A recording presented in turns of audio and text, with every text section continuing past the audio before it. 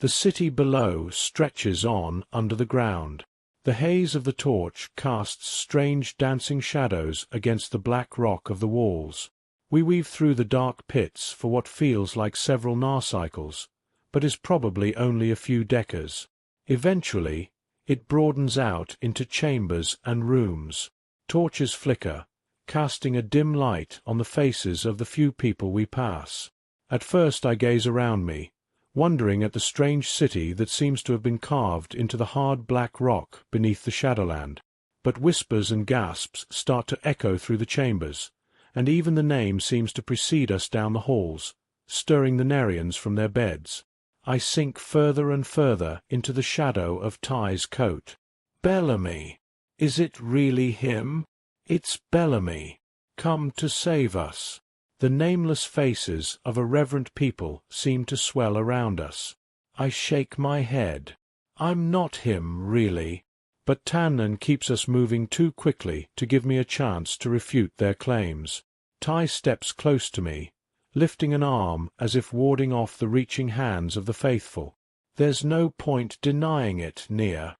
They've spent generations living on the hope of Bellamy's return. You wear his face. To them, you are our savior. I shake my head. I'm not him. No, but you're the closest we'll find, aren't you? Tears blur my vision and grow angry at my own weakness. If I really were Bellamy, I wouldn't be a simpering mess of emotion and exhaustion. The waves of hopeful but desperate energy rising up in the people around is like a crushing weight.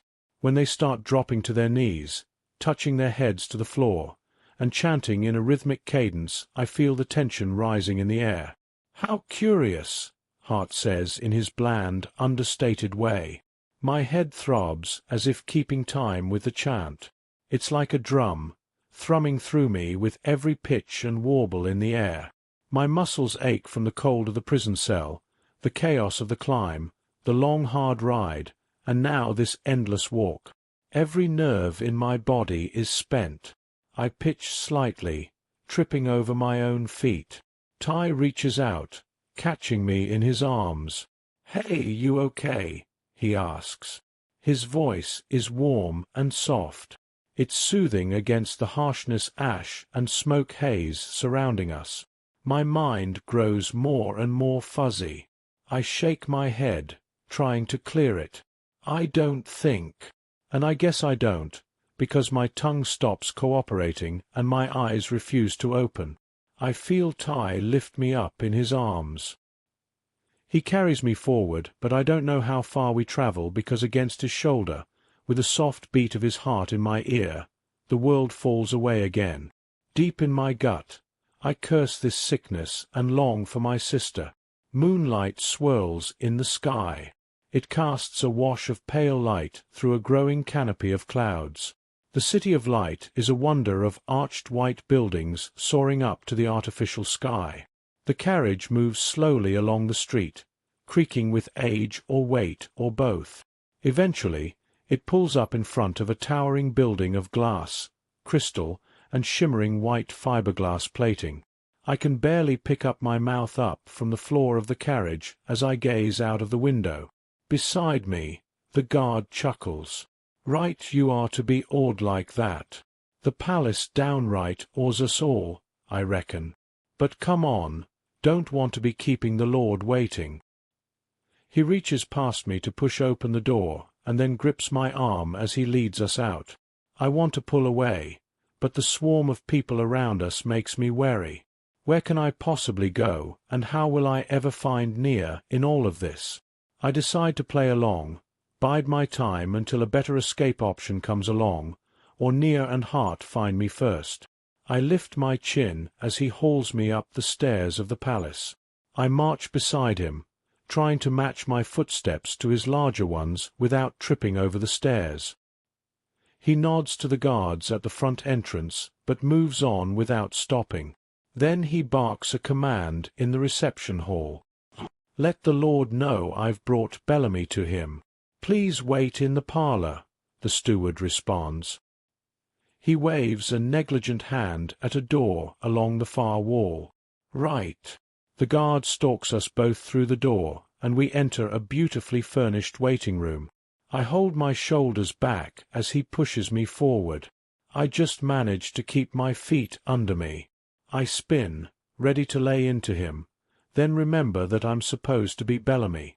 I wipe the anger away and replace it with a cool air of detachment. As the wait extends to what must be nearly a factor, I find myself pacing in front of the windows that look out on the glory of the city. Eventually, the steward comes into the room.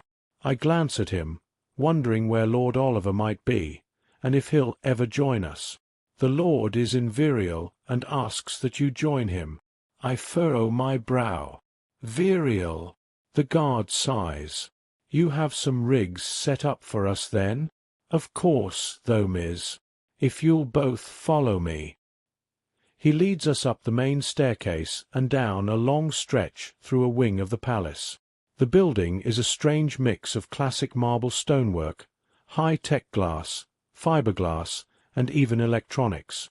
The lighting is built directly into the panels of the wall. In parts, the palace reminds me of the Elixir, with her fine lines and the harmonious blend of function and feature. As we enter yet another room, the extraordinary display of technology reminds me of the sleeper pods, or the plush chairs of the morning break room, or even the several workstations in the lab on board the starship. Several comfortable chairs are twinned together and span the length of the room. Each pair is hooked up to its own processor with an array of cables. Thomiz makes his way directly to the nearest chair. He settles himself back into it and reaches over for a headset, then begins to plug himself in, which is odd to me because even in the sleeper pod nothing had been specifically attached to my body the way this headset seems to attach to him. He winces as it clips into place over his ears, eyes, nose, and mouth. He tugs on a pair of gloves and then turns his head in a full range of motion before settling back against the chair. The steward beside me sighs and gestures to the chair next to him. "This way, please. The Lord is waiting." But I glance at the chair, uncertain. Seeming to sense what my hesitation is about, the steward moves to the various parts and begins setting them up for me. I climb into the chair and settle my back against it. The steward straps me into the strange device. I gasp as a whole new world seems to take shape behind my eyes. In place of the white walls and pristine, almost sterile quality of the City of Light, appears a vast, multi-hued forest of beautiful flowers, trees, and life. I find myself standing beside Thomiz as he gazes around and then shrugs. "Well, I've been to better places," he mumbles. "Come on, it must be this way." He leads us down a path through the trees, and we break out into the sunlight beside a cascading waterfall and a cool lake. Walking along the water's edge is a young man. His hair is only a hint or two darker than my own, and as he turns to look at us, I feel like I'm looking in a mirror. My own eyes gaze back at me. The same jet of ice blue, even the same curve of nose. The traces of Lord Oliver's well-kept facial hair also can't hide the familiar weight of his lower lip. I glance down, hiding my own face. "Ah, my brother, Captain Jacob Bellamy," Lord Oliver drawls. "You've finally returned." "Brother." I blink, glancing up in confusion. Lord Oliver's gaze narrows. He crosses the distance between us to look more carefully at my face. "Not Jacob." He turns on Thomiz, his lips tight and eyes piercing. "This is not Captain Bellamy, you fool." Beside me, Thomiz splutters.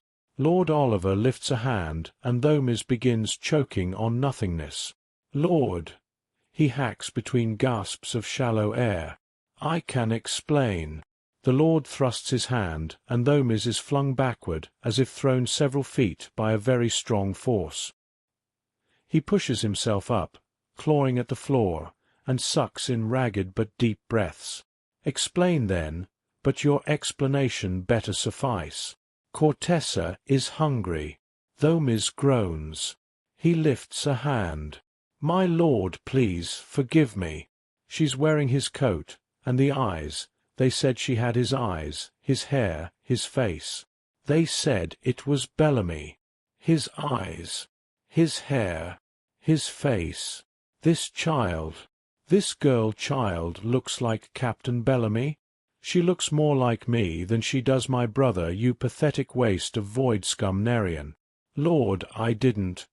I just Honza. That incompetent oaf. You're in league with Honza. No. Well, yes, he's well, no. Thomas' confused jumble seems to make the Lord even more short-tempered. When Honza hauled them out of the pit, the other one was wearing the coat. The other Bellamy. Lord Oliver's gaze narrows at the fumble of Thomas' explanation. The other one? They must have changed clothes. Switched places. The other one, Bellamy, he must still be in the cage. The Lord scowls. I've already heard about the escape. Thomas' eyes seem to bulge then, and his Adam's apple bobs. Escape, he whispers. My heart races with hope. If Nia's escaped, maybe she's coming for me. Lord Oliver continues, if you've anything to do with any of that, you'll deserve a fate worse than the one you'll have in the teeth of my beautiful Cortessa. His smile is dark. It sends a shiver of unease down my spine. I feel my stomach flip, unsure of the wisdom of having put myself here in this place. Maybe it would have been smarter to run when I'd had a small, fleeting moment of opportunity on the steps of the palace. Please, please no, my lord. I had nothing to do with that. Nothing. I serve only you, my lord. I've always been loyal. I am your man, my lord. Your man. Enough. Lord Oliver roars. I flinch back as the echo of his voice dances off the trees and waterfall as if echoing from the solid walls of a room. The world around us flickers and blinks. Suddenly, we all stand in the darkness of an earthen pit. The dirt feels gritty beneath my bare feet. I feel a shiver as I sense a greater darkness nearby and spin as the shadows move around us. No. Lord, please. No. Thomas pleads and whimpers. He is on his hands and knees now. It looks like he is trying to scramble away, but is held in place by an invisible hand. A heavy, rasping breath sounds beside me. I step sideways, startled, but the odd creature doesn't seem to notice me. Its hungry gaze is fixed on Thomas, whose terror is marked all over his face. It's in the acrid stench of his own urine-soaked clothing and the fresh sheen of sweat drenching the collar of his shirt and the pits of his sleeves. The Lord watches as the beast stalks its prey. His grin is almost affectionate, and his chin is lifted in pride as he stands on the sidelines of the beast's lair. Yes, my beautiful, enjoy your dinner. I swallow and bite my lip as I watch. I can't tear my gaze away, even knowing what is about to happen. Then, as suddenly as the room had come up around us, the invisible force holding Thomas in place disappears, and he moves, scrambling through the dirt. He pushes himself to his feet and runs a short way before slamming into an invisible wall. He turns, fleeing in another direction. He turns in circles, always away from the beast as he tries to escape. In every direction he faces barrier after barrier. Meanwhile, the creature stalks him. It snuffles through its nose. It turns on strong, lanky legs, turns its head and ears as if listening to every movement Thomas makes. Finally, as if tired of toying with its food, it lunges forward. It grips Thomas in its teeth, paws raised up to score down Thomas' chest with thick, sharp claws. Ribbons of blood spurt to the surface. The Cortessa grips Thomas with a clenched jaw and shakes him. The man shudders in the beast's grip. He cries out over and over again until the teeth of the beast close around his neck. It chokes the air out of him before breaking the surface of the skin and ripping out the man's throat. I turn away, but can't stop seeing the carnage of torn flesh, spurting blood, and raw bone. I can't block out the acrid smell of sweat and gore mixing with earth. It's so crude and vivid that I taste it on my tongue. I also can't block out the sound of the Lord's almost lustful panting and the soft chuckle in his rich voice. My stomach swirls, and I feel like I should throw up, but I can't.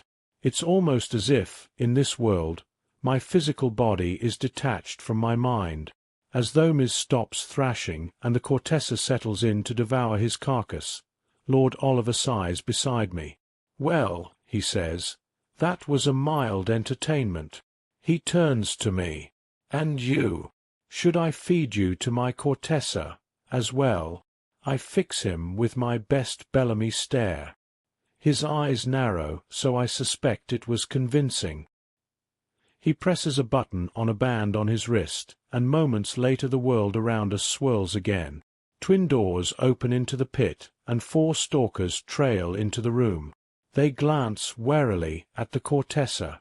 It continues to chew and crunch on the remains of Thomas.